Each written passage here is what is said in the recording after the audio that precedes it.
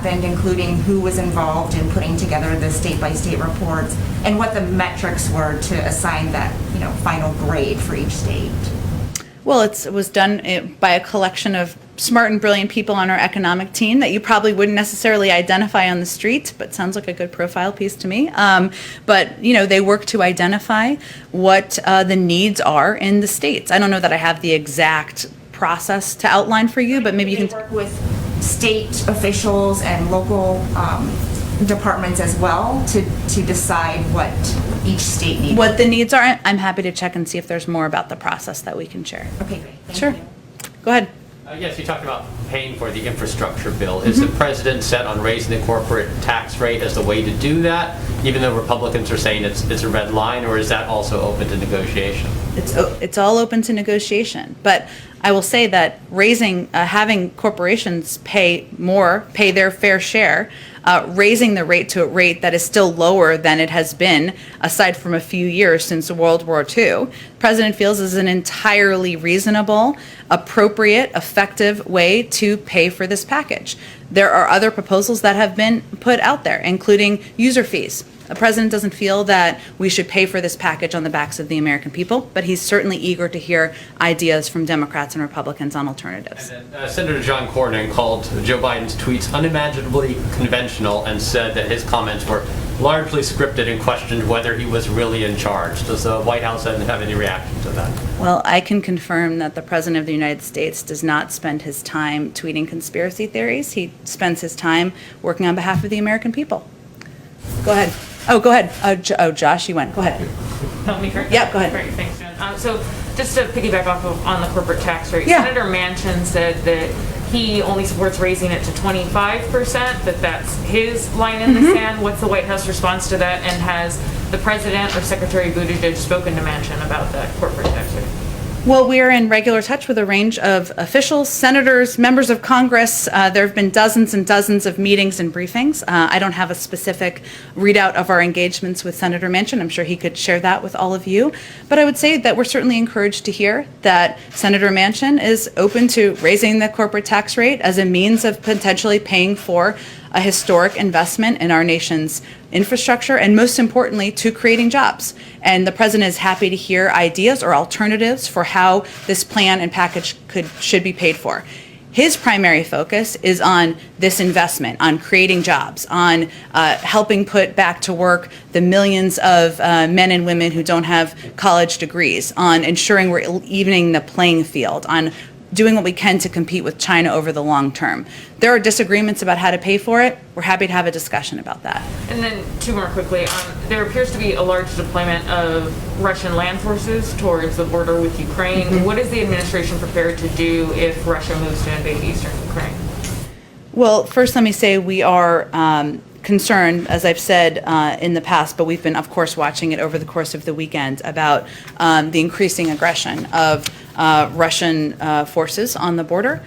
Secretary Blinken and Secretary Austin are in Brussels this week meeting with their NATO partners, and we will, of course, I'm sure this will be a topic of discussion. We also remain in touch with Ukrainian officials at a range of levels, but I'm not going to get ahead of their discussions that they're having on the ground. And then just on police reform again, you mentioned on Friday that the President is meeting with the CBC tomorrow. Is police reform going to be the topic of discussion, criminal justice reform? What exactly will they be discussing? Sure, there'll be a range of issues discussed. The primary purpose from our perspective is to discuss the American Jobs Plan and how to move that forward. But as is always the case, there will be a range of topics we expect discussed during the meeting.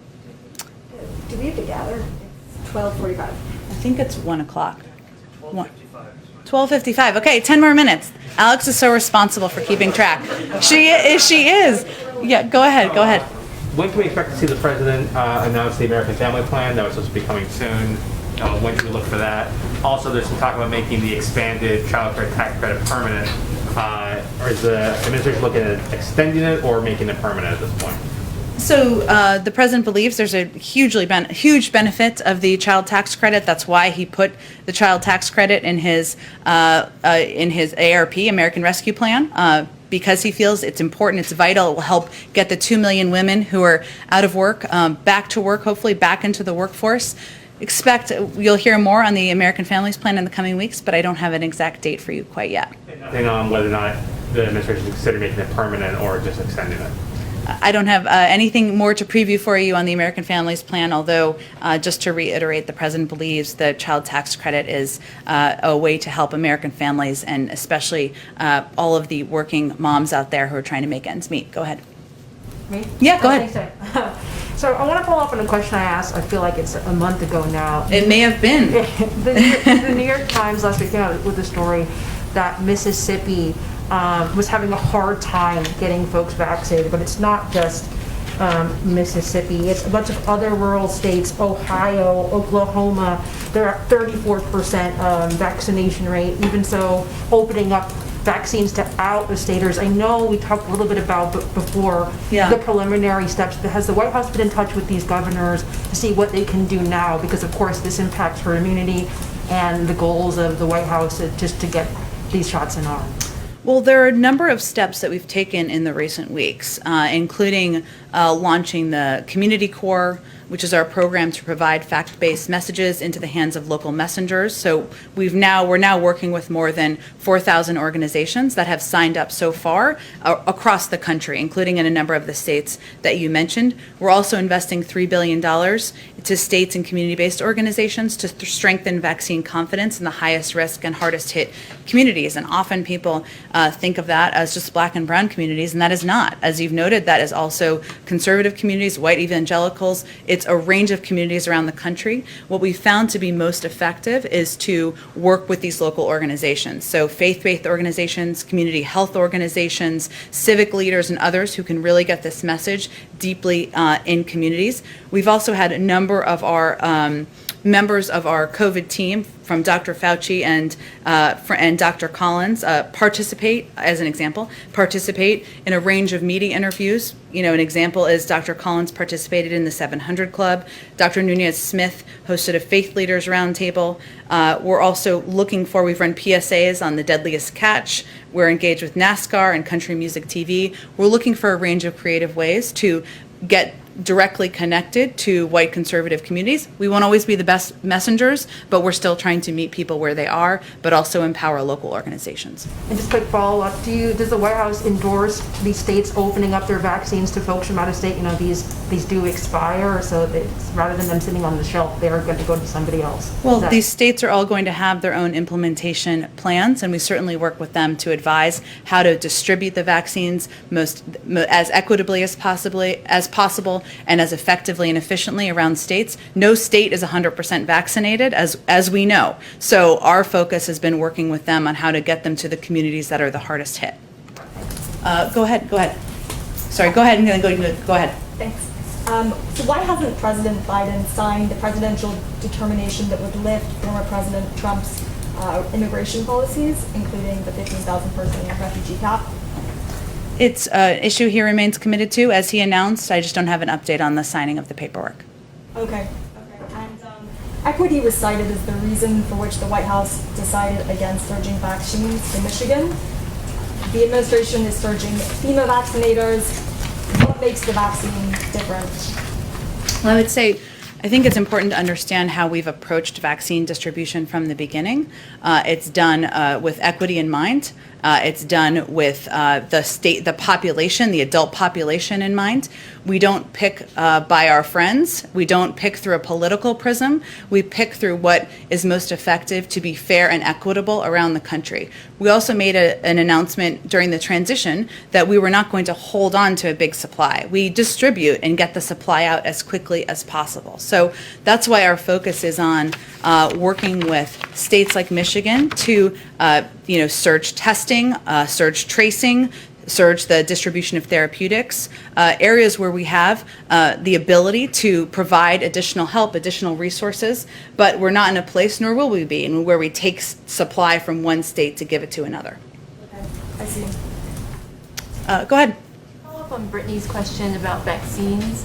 Do you think that the White House has had any part in this, in having a sort of maybe pessimistic message towards some Americans who are skeptical of this administration, who for partisan reasons or otherwise, to see vaccinated people in the cabinet or the president continuing to wear masks around each other or hearing that things won't be back to normal as the vaccine continues to be distributed? Do you think that that is having a negative effect at all? On people, make sure I understand your question. On people Who are not taking the vaccine? Yeah, of people who are skeptical of the vaccine and who don't trust the Biden administration. Well, look, I think, one, we recognize we're not always the best messengers. That's why we're working with these local organizations and groups, because we certainly know that President Biden and Vice President Harris may not be the right voices in a range of communities across the country. Two, we believe that part of our objective is to model public health guidelines, and that means continuing to wear masks, continuing to hand wash, social distance, because there is still ongoing research on what is most effective and how to prevent distribution and the pandemic traveling further. So I'm not sure I'm understanding your question. Maybe. How do you strike that balance between being a model of the public health guidelines and also not contributing to this sense of hopelessness, perhaps, among people who are skeptical of the vaccine and maybe feel like getting it would not make a difference in their lives anyway? Sure. Yeah, I think a big part of what we're trying to do is provide accurate information about what getting a vaccine will enable the American people to do. Hence, the president gave a primetime address where he said, when the vaccine's accessible to you and you get it, we can work towards having backyard barbecues. We've also had a number of officials out there to convey, and we've had, obviously, the CDC has put out guidance that says if you're vaccinated, if your neighbors are vaccinated, you can have dinner inside together. It's a pandemic. We don't think it's easy. We know it's difficult. It's required a lot of sacrifice. But at the same time, we're trying to provide accurate public health-based guidance on what people can do once they have taken the vaccine. Go ahead in the back. Thank you very much, Jen. To East Asia question, if I Okay. may. On John Kerry's potential visit to Shanghai, what's President Biden's expectation of that? Of John Kerry's visit? To Shanghai. Well, certainly he'll be focused on discussing climate and how we can work with leaders around the region to get control of the climate crisis. But I would send you to the State Department because that's where he works. And also on the CHIP summit, according to South Korea media, Korea Economic Daily, quote, industry watchers say following this White House meeting, Samsung may be forced to make a decision on its new U.S. factory sooner and build a production line for automotive chips, given the dire shortage of such chips in the United States. Well, I know we'll put out a readout after the meeting, but the purpose of the meeting is really to consult with these business leaders about how we can help address the shortage. Let me just get around to the back and then Quick I know you have to gather soon. Okay. Go ahead. Iran, immigration, they're all follow-ups. On Iran, the foreign minister is vowing revenge against Israel for its alleged attack on its nuclear facilities. Israel's not denied this. How concerned is the White House, is the president, that the actions of an ally potentially maybe derailing efforts by the White House to get Iran back into compliance under the JCPOA? Well, I think I answered a version of this question earlier, but let me try again. We haven't talked about it. Well, again, we've seen the reports. We don't have anything more to speak to as it relates to the causes or who is responsible. Our focus is, of course, on the diplomatic path forward. We have not been given any indication that attendance at the discussions and that will proceed on Wednesday has changed. So that's where our focus is. But is there concern that the actions of an ally are derailing the U.S. I think I've efforts? answered your question. Did you have another one? I didn't think it was an answer. Okay. I'm sorry to Okay. hear that. I've answered it a couple times. Okay, let me just quickly follow up. Okay. And, let me try in Ukraine. The Secretary of State said that there will be consequences if Russia continues its escalation along the border. Can you give us a sense of what those range of options are? And then also, at what level does this escalation require President Biden to reach out to Vladimir Putin? Well, I would say that what we've long said is that there will be some consequences that are seen and some that are unseen. I'm not going to give you a menu of the options. When we're ready to announce them, we will announce them and share the details with all of you. Very quickly on immigration. Okay. With regard to the militarization of the borders in Central America, the agreements that have been secured, did the White House in any way secure any, or is the White House concerned, given the record number of children that have been making this trek, that they are at greater risk given the fact that these are soldiers, not daycare workers? Well, I think the objective is to deter the journey, and so that's why our discussions with these countries involved increasing law enforcement capacity at the border. Is there a worry, though, about sort of this increased militarization given? I didn't the high call number it that. of Those are deaths? your words, not mine. We worked with them to increase law enforcement at the border to deter the travel, which is a treacherous journey, where many lose their lives. I think we have to gather. Thank you so much. Okay. Expect anything on Afghanistan this week? I don't have anything to preview for you on the timeline. Okay. Thanks, everyone.